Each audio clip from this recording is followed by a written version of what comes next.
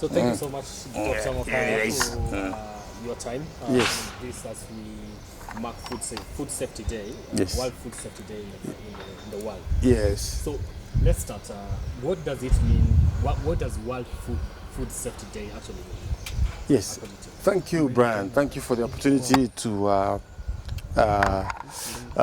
share with you and of course share with the public, both local and international public, the celebration or the recognition of this day that is known as the World Food Safety Day. What does it mean? It basically means that there is a need to recognize that there can be unsafe food. So we celebrate the World Food Safety Day to remind citizens of the world that food is not food until it is safe. Right from production to processing to cooking and to how then you are able to ingest it. All those processes, yeah. In some other interviews, I've focused more on agrochemicals in the soil, but we say the entire value chain from how the farmer grows the food, the seeds that are used, the inputs that are used for growing that food, they have to meet certain international food safety requirements.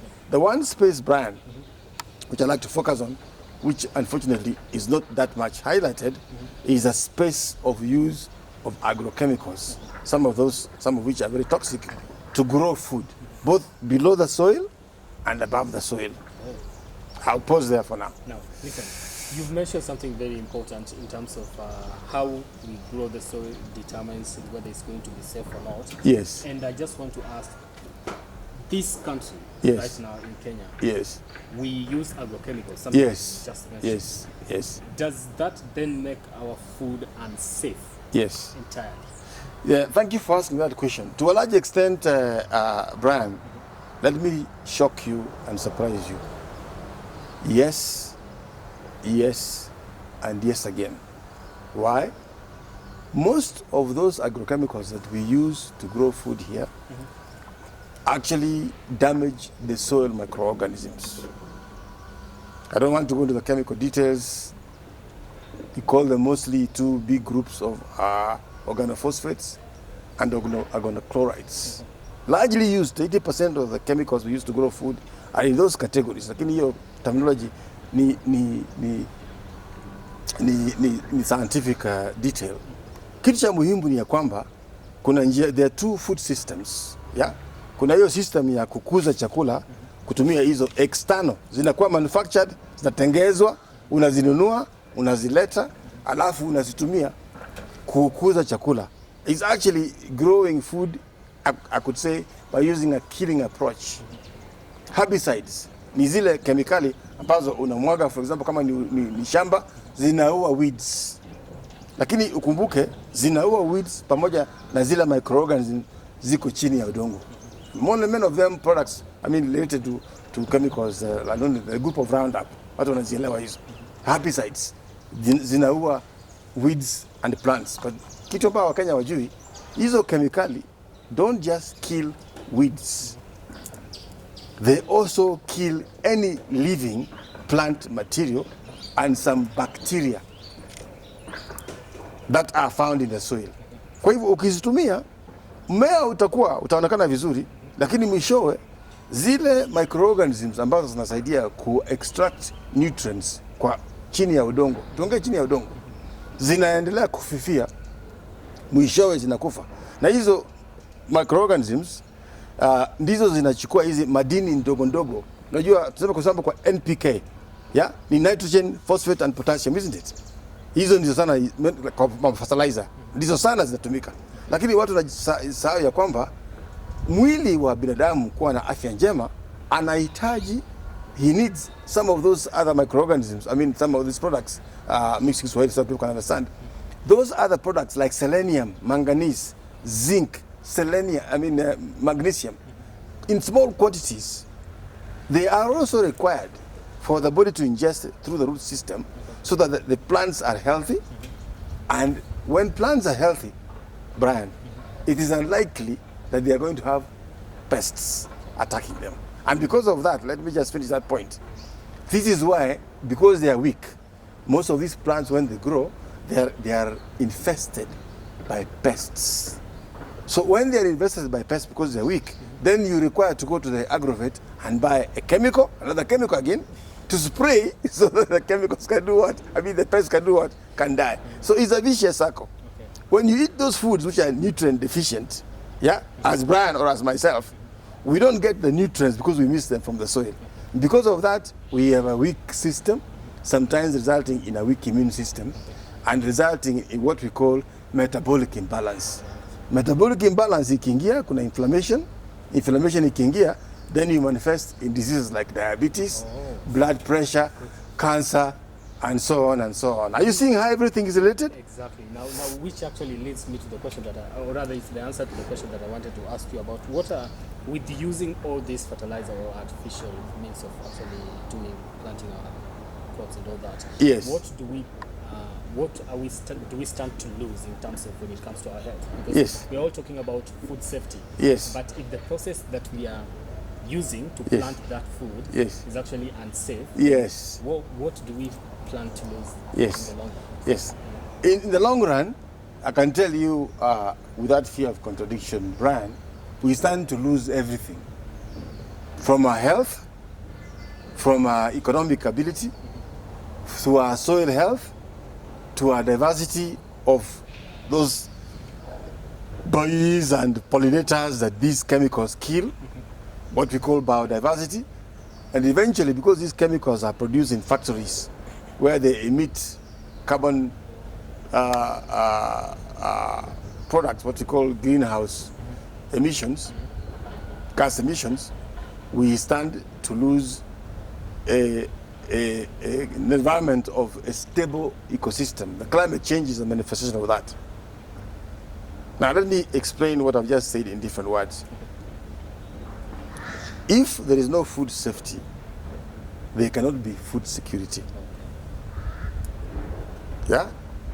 Under the United Nations 17 SDGs, Sustainable Development Goals, number 1 is to reduce poverty, number 2 is to reduce hunger, number 3 is to improve bad health outcomes.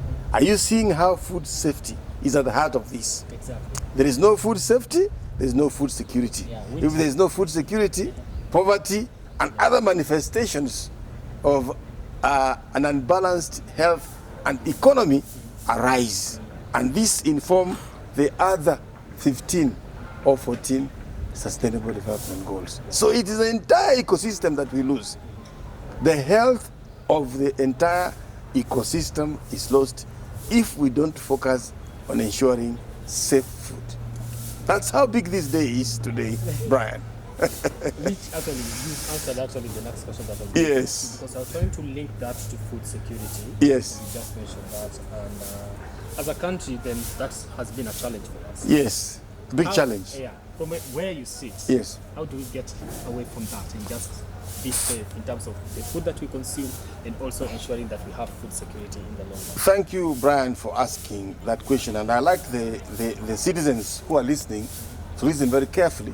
But I'd also like the researchers and the policymakers of this country, of East Africa, of Africa, and indeed the entire world to listen to this. They know. They know the alternative, the safer alternative, the healthy alternative. The problem is those that are making money from these toxic agrochemicals have very strong vested interests, financial interests, and are reluctant to shift to these healthier ways and systems of growing food. In bigger term, we call it food systems, because it's a system. The inputs, instead of using external fertilizer like NPK, you grow the food using locally available resources, composting, manure, and allowing the organic products of nature to decompose, enrich the soil microorganisms. This is a very important word. Okay. Once the soil microorganisms are enriched, Brian, you don't ever need on that farm to use any NPK. And guess what happens? Once the soil health has been improved using this system, which we call an agroecological, organic, natural food system or growing food, you then reach a state after some time where the soil is healthy. How does the soil become healthy? You stop using the NPKs, you stop using herbicides that kill weeds and soil microorganisms like the Roundups and so on, and the different varieties of those kind of external things, so that the soil recovers. This is how our ancestors used to grow food. They never imported or brought chemicals from the soil. Even for the seeds, they saved seeds from generation to generation. They picked the healthy ones, they planted them, the mothers, the grandmothers, they knew. This system can be achieved scientifically. I'm a scientist. How do I know? In 1998, 1999, a global study was done. World Bank was involved. All these big chemical farms, including Bayer and Monsanto then, were involved. And it was a discussion of, can we change the food system? Is it possible to achieve food security and feed the world without using these agrochemicals? Guess what they found out? And I can share with you this report. They found out that you can actually use these agroecological, organic, natural systems to grow food and achieve food security and feed the entire world. The recommendations are there. And at the core of it all, the reason why they want to change for the current system is because the current way that we are growing food is actually poisoning the ecosystem, from the soil to the plants to the animals to us human beings. So it's self-defeating. Now that we are celebrating this day, Yes. World Food Safety Day, Yes. and still we are not using safe measures when it comes to planting our food. Yes. Then what is the significance of celebrating this day? If at all, if we are preaching the gospel of safety food, yet we do not practice what we preach in terms of that. Thank you very much. What I didn't say is a few people like us, yeah, who believe in changing the system, are celebrating this day as a reminder to those others who use what you call the conventional system to shift. So it's not really a celebration. For me, I see this as an indictment, yeah, as a day of reminding us, yeah. This is why, for example, yesterday was a day to recognize, not necessarily celebrate, to recognize cancer survivors. Yeah. The day before yesterday, on Saturday, it was a day, World Environment Day. So it's not so much of a celebration, but a day to remind the global audience, the global population, to think and reflect. What are we doing about the environment? That was on Saturday, the 5th. Yesterday was a day, there are cancer survivors. What are we doing to protect and ensure there are less cancer survivors? I mean, there are not, actually there's less cancer, and that the cancer, those who get cancer survive more. Today, we are recognizing, actually it's more of recognition than celebrating. And the reason why we are recognizing that day is because, as they say in terminology, the devil is in the detail. The tomato looks okay. The innocent consumer, the innocent mwananchi who buys a tomato does not have the ability to know that this tomato is poisoned. I mean, I'm using the word poisoned, maybe there's a detail, but indeed, since it kills you slowly, quite frankly, it is a poison. Yeah? So why shouldn't the government, the UN systems who have put in place these regulations and so on, we need to do, I cannot say that they're not doing anything, but whatever they're doing is too little, too late. And quite frankly, with all due respect to our leadership, especially in the space of health, agriculture, education, we need to do more. In fact, in the long run, this system of growing food is cheaper because you need less inputs. And listen to this, it's going not only to improve our physical health outcomes and ensure the real food security, but it's also economically more sensible, more viable, because there'll be less sick people. When diseases like COVID come, people have a strong immunity, and when they have a strong immunity, COVID is a flu. It's a flu virus. So once your health is stronger, the flu will come and will go. Vitamin C, vitamin D, sunshine, and so on, we'll probably discuss that later. So there is a lot to gain by ensuring and recognizing the value of this day, that there is need to have food safety. I mean food safety. Because as I said earlier on, and I want to repeat, no food safety, there cannot be food security. There cannot be food security. We pretend in this country that we have food security. You can't have food security if your food is poisoned. Maize with aflatoxin, milk with aflatoxin, the meat from the butcheries is contaminated with some other chemicals, and we are growing food using a Second World War leftover chemicals like Agent Orange products, glyphosate, and so on. Now, let me get back. We are in the middle of a pandemic. Yes. You can see that there's a book we've written. Yes. Is this a book you've written? Yes. This is a book we've written Surviving with. COVID-19. Yes. Neglected remedy. Yes. Talk to us about that. What is it about? Yes. Thank you, Brian. Now that we are actually in the middle of. In the middle of a pandemic, and it has to do with food safety. So you need to understand the link. The reason why we wrote this little book, and I want to say that this book was written as a Pan-African endeavor, and an auspicious of an organization we call AFSA, Alliance for Food Security for Africa. With us is in 50 countries out of the 12 countries in Africa. So it's a small book, but with a big message. What's the message? It's basically, Brian, a food safety message. Since we've explained what the problem is, this is the direction of the solution.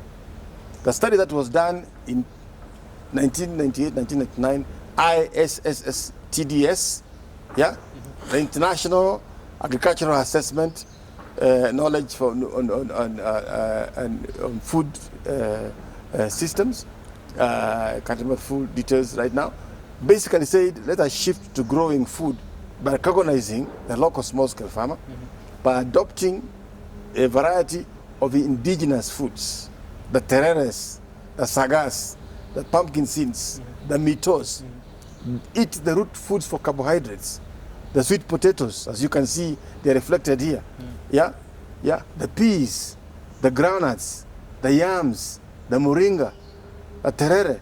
These foods are rich in chemicals or other products, minerals that now we know are useful for preventing COVID-19. For example, zinc. Zinc used in combination with what we call carriers.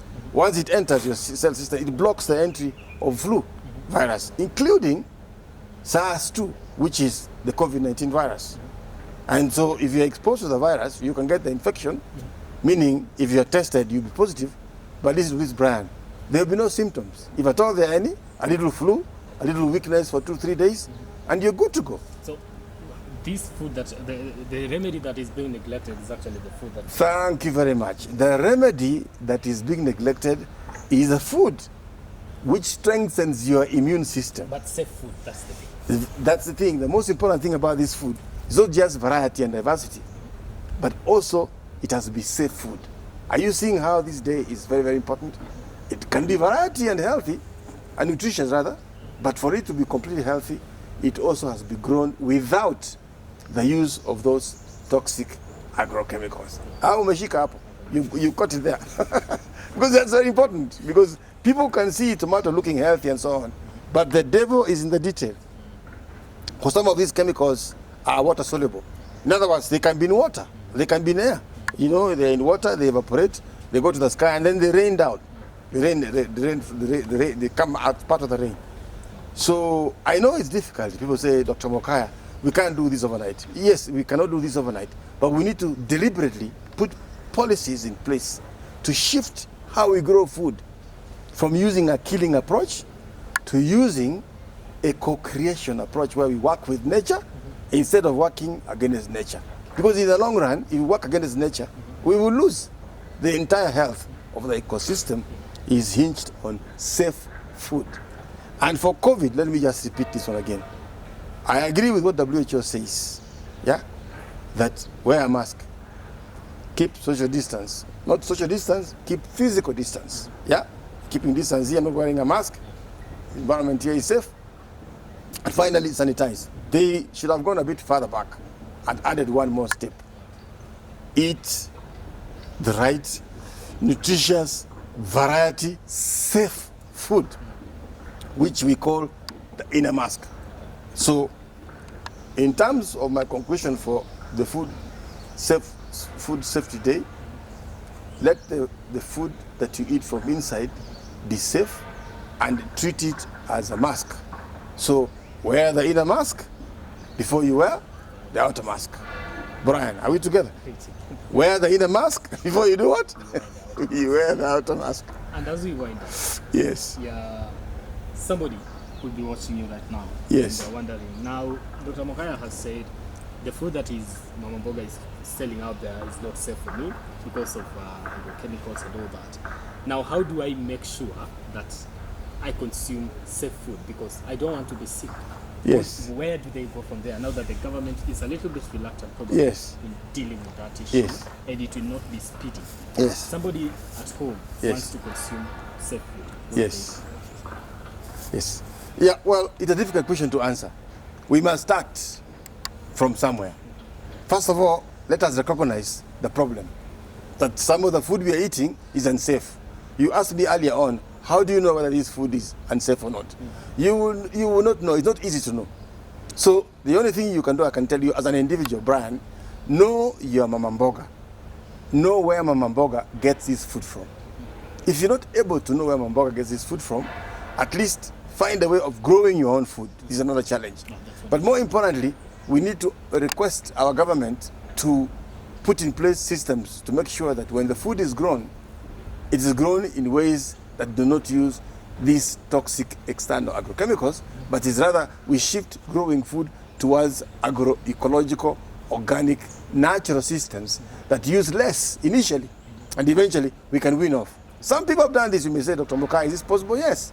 There's a state in India the size of Muranga and Kiambu where they grow all their food, they feed all their inhabitants in their county using 100% agroecological organic food. So yes, it is possible. But for now, with all due respect, when you buy your food from Mama Mboga, you're risking, but it is a slow killer.